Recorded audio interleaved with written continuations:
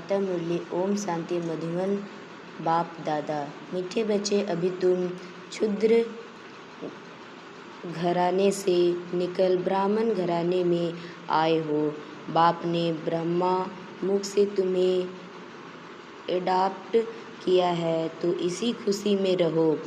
प्रश्न: कौन सा गृह राज्य ब्राह्मण कुल वाले बच्चे ही समझ सकते हैं?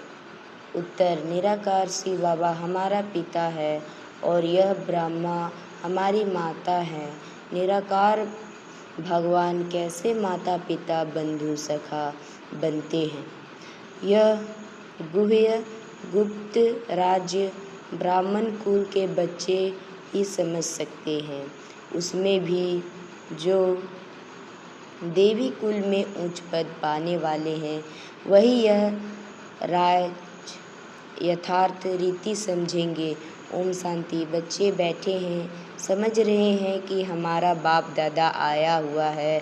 बाप तो इकट्ठा हो जाता है दादा के साथ, तो कहेंगे बाप दादा आए हैं, वह टीचर भी हैं। बाप दादा के बिगर तो कुछ बता ना सके। बुद्धि चलनी चाहिए, क्योंकि यह नई बात है ना। अज्ञान काल में याद करते हैं, सिंगल को कहेंगे हमारा गुरु फलानी जगह है। उनके शरीर का नाम जानते हैं, हमारा बाबा हमारी माँ फलानी जगह है। उनका नाम रूप सब कुछ है। मनुष्यों ने फिर शार्ट में लिख दिया है।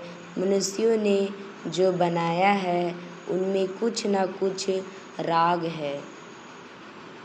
भल गायन है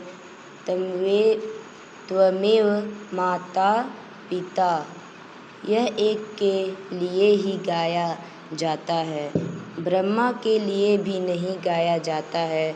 उनका नाम रूप बुद्धि में नहीं आता, न विष्णु का न शंकर का। गाते तो हैं तुम माता पिता हम बालक तेरे, तो भी बुद्धि ऊपर में जाएगी। श्री कृष्ण को याद कोई कर न सके, याद फिर भी निराकार को ही करेंगे। उनकी महिमा है तो बाप समझाते हैं। यहाँ जब बैठते हो तो लौकिक संबंध से बुद्धि योग निकाल परलौकिक बाप को याद करो। इस समय यह सम्मुख है। भक्ति मार्ग में जो गाते हैं तो आंखें ऊपर करके कहते हैं, तुम माता पिता हे भगवान कह याद करते हैं। भगवान जब कहते हैं तो शिवलिंग को भी याद नहीं करते। तोते मिसल ऐसे ही गाते हैं। लक्ष्मी नारायण के लिए भी ऐसे नहीं कह सकते। यह तो महाराजा महारानी है, उनका बच्चा ही माता पिता कहेंगे, बंधु नहीं कहेंगे। भक्त लोग गाते हैं पतित पावन, परंतु यह बुद्धि में नहीं आता कि शिवलिंग होगा। ऐसे ही सिर्फ कह देते हैं हे भगवान हे भगवान। किसने कहा, किसको कहा, कुछ भी पता नहीं। अगर यह ज्ञान होता मैं आत्मा हूँ, उनको बुलाता हूँ, तो यह समझे कि वह निराकार परमात्मा है। उनका रूप ही लिंग है। यथार्थ रीति कोई बाप को याद नहीं करते। उनसे प्राप्ति क्या होगी, कब होगी, यह कुछ भी नहीं जानते। तुम भी नहीं जानते। ये अभी तो बाप के बने हो। तुम जानते हो हमको शिव बाबा ने ब्रह्मा द्वारा अपना बच्चा बनाया है। यह ब्रह्मा माँ है। इस ब्रह्मा माता द्वारा शिव बाबा ने एडॉप्ट किया है।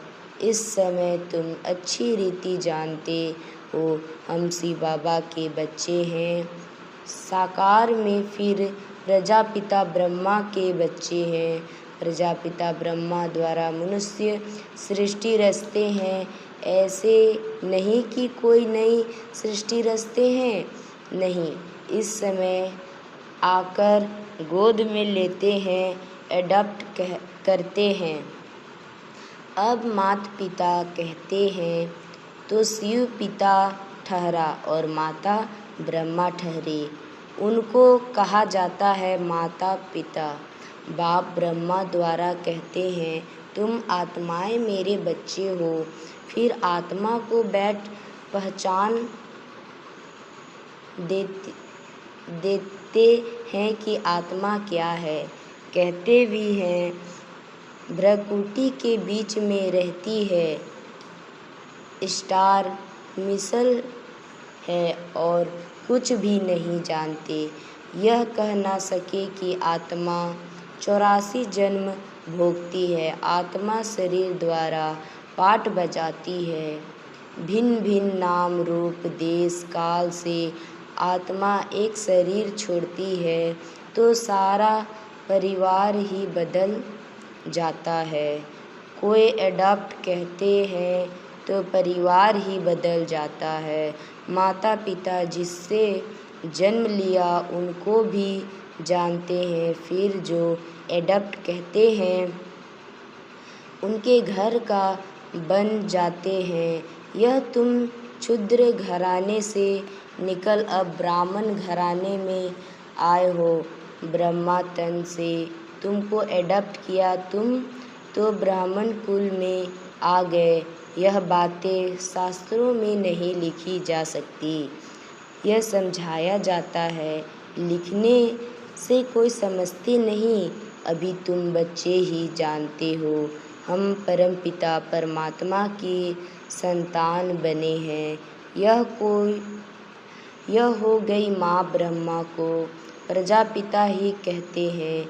इस द्वारा तुम बच्चों को एडॉप्ट करता हूँ। यह कितनी गुप्त बातें हैं, सिवाय सम्मुख के कोई समझ न सके। समझेंगे भी वह जो इस ब्राह्मण कुल के होंगे। देवी कुल में उच्च पद पाने वाले होंगे।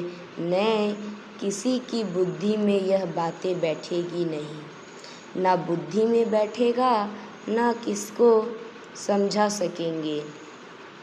तुम्हारे में भी नंबरवार पुरुषार्थ अनुसार है। जिनकी बुद्धि में बैठता है, गाया जाता है, तमेव माता पिता याद किया जाता है। शिव बाबा को फिर कहते हैं तुम मात पिता, एक बाप फिर मात पिता कैसे। यह बातें और कोई समझा न सके। जैसे शास्त्रों में व्यास ने जो लिखा है वह मनुष्यों ने कंठ कर लिया है, वैसे तुमको भी कहेंगे। तुमको कोई ने बताया है, तुमने कंठ कर दिया है। नए मनुष्य के लिए समझना बड़ा मुश्किल है। यहाँ रहने वाले भी कोई किसको इतना भी समझा नहीं सकते। तुम आत्मा हो, तुम्हारा बाप परमपिता परमात्मा है। वह बेहद का बाप ही बेहद का वर्षा देते हैं। वर्षा दिया था, फिर पुनर्जन्म लेते लेते 84 जन्म पूरे हुए। अब बाप फिर वर्षा देने आए हैं। यह किसको समझाना कितना सहज है। तुम माता पिता किसको कह जाता है, विचार की बात है ना। ब्रह्मा द्वारा एडॉप्ट करते हैं, फिर माँ भी जरूर चाहिए। तो जो अनन्य बच्ची होती है, ड्रामा प्लेन अनुसार उनको जगत अम्बा का टाइटल दिया जाता है। मेल को जगत अम्बा नहीं कह सकते, इनको जगत पिता कहेंगे। इनका प्रजापिता नाम मशहूर है। अच्छा, प्रजा माता कहा तो एडॉप्ट किया जा लगता है माता को यदि देव तो है, फिर आदि देवी को मुक्कर किया जाता है। जगत अम्बा तो एक ही है, उनकी ही महिमा है। जगत अम्बा पर कितना मेला लगता है, परंतु उनके ऑक्यूपेशन को कोई नहीं जानते। कलकत्ते में काली का मंदिर है, बॉम्बे में भी जगत अम्बा का मंदिर है। सकल अकल अलग अलग है, जगत अम्बा है कौन यह कोई नहीं जानते। उनको भी भागवती कहते हैं। अब जगत अम्बा को भगवती नहीं कह सकते, वह तो ब्राह्मणी है, ज्ञान ज्ञानेश्वरी है, उनको बाप से ज्ञान मिला है। तुम सब जगत अम्बा के बच्चे हो, ज्ञान सुनकर फिर सुनते हो। तुम्हारा धंधा ही यह हुआ, तुमको ईश्वर पढ़ाते हैं, कोई मनुष्य नहीं पढ़ाते हैं। यह ब्रह्मा भी तो मनुष्य हैं, मनुष्य कोई को भी पावन बना नहीं सकते। मनुष्यों की बुद्धि इतनी ढल हो गई है, जो कुछ भी समझाते नहीं है। पतित पावन तो एक ही बाप है, वह आते ही हैं पतितों को पावन बनाने। यह सारी दुनिया तमो प्रधान है, सब पतित है, नई दुनिया पावन, पुरानी दुनिया पतित। पुरानी दुनिया में है नरकवासी, नई दुनिया में है स्वर्गवासी। बुद्धि भी कहती है सतयुग में सिर्फ भारतवासी देवी देवताएं होंगे और कोई नहीं थे। अभी तुम बच्चों को यह ज्ञान मिला है, नई दुनिया में पहले सूर्यवंशी देवता थे, फिर चंद्रवंशी हुए, तो सूर्यवंशी फास्ट हो गए। चंद्रवंशी के बाद फिर वैश्यवंशी आते हैं। बरोबर लक्ष्मी नारायण का राज्य था। अच्छा, उनके आगे क्या था यह कोई समझ ना सके। तुम बच्चों को बाप ने चक्र का राज समझाया है। द्वापर में है वैश्यवंशी, कलयुग में होते हैं शूद्रवंशी। अभी तुम जानते हो हम ब्राह्मण बने हैं, तुमको बाप ने अपना बनाया है, अर्थात शूद्र धर्म से देवता धर्म में ट्रांसफ़र किया है। अब सूर्यवंशी चंद्रवंशी तो है नहीं, ना लक्ष्मी नारायण का राज्य है, ना राम राज्य है। अब है कलयुग का अंत। कलयुग के बाद जरूर सतयुग आएगा। कलयुग में यह पुरानी पतित दुनिया है, महान दुखी है, इसीलिए देवताओं की जाकर महिमा गाते हैं, माथा टेकते हैं। अच्छा, लक्ष्मी नारायण को यह राज्य किसने दिया? कोई है जो बता सके? कोई के भी ख्याल में नहीं होगा, क्योंकि बुद्धि में है कलयुग अभी बचा है। 40,000 वर्ष पढ़े हैं, इसीलिए यह ख्याल आते हैं ही नहीं।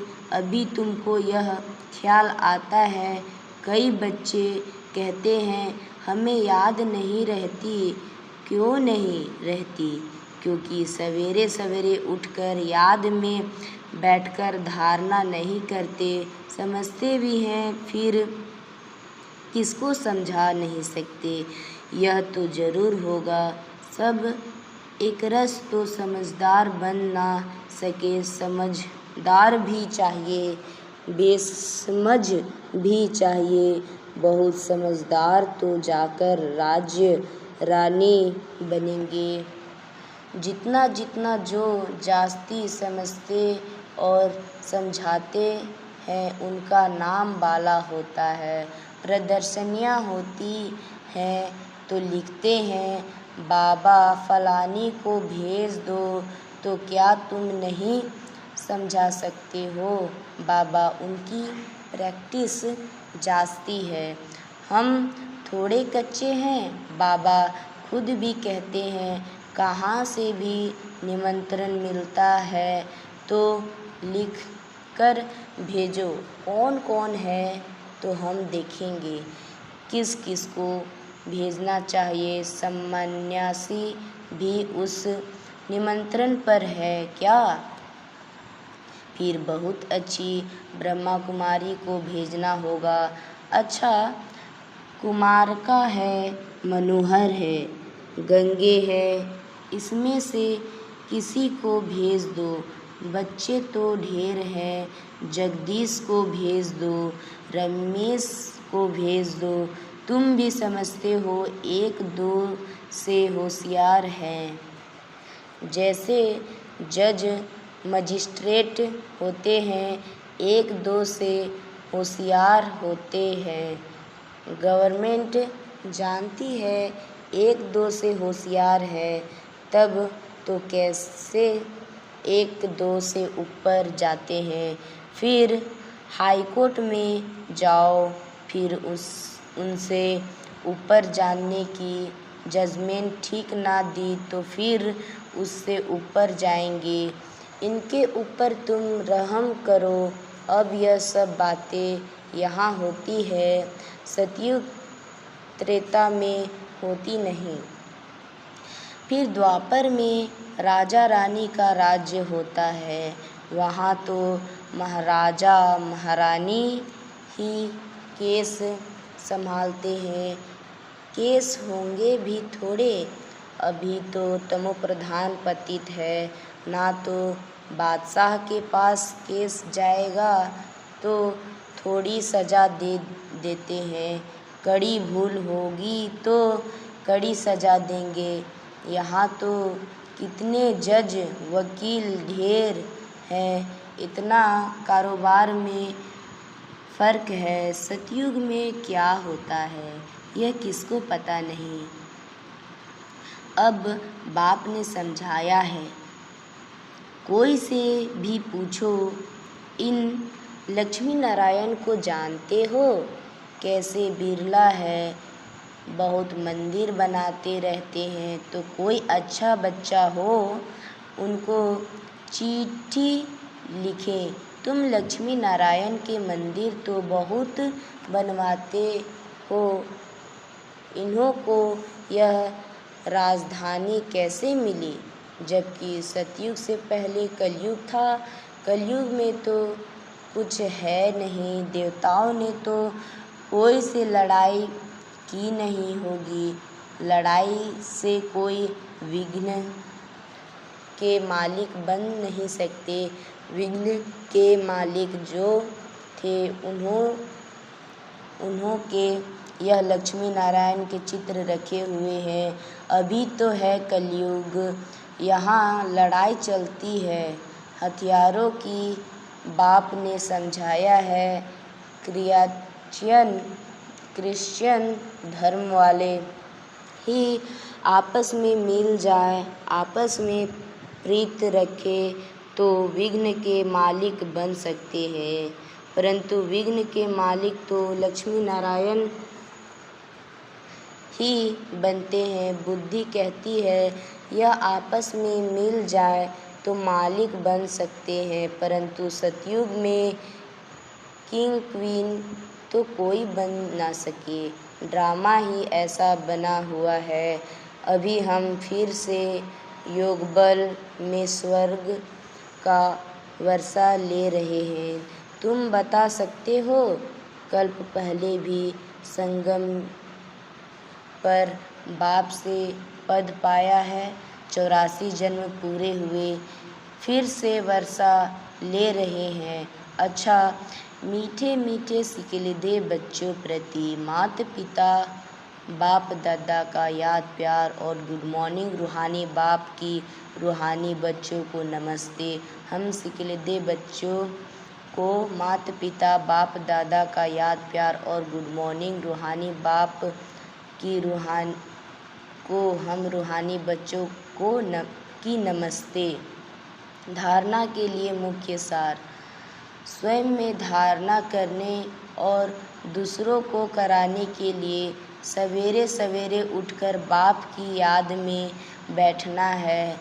जो समझा है उसे दूसरों को समझाने की प्रैक्टिस करनी है।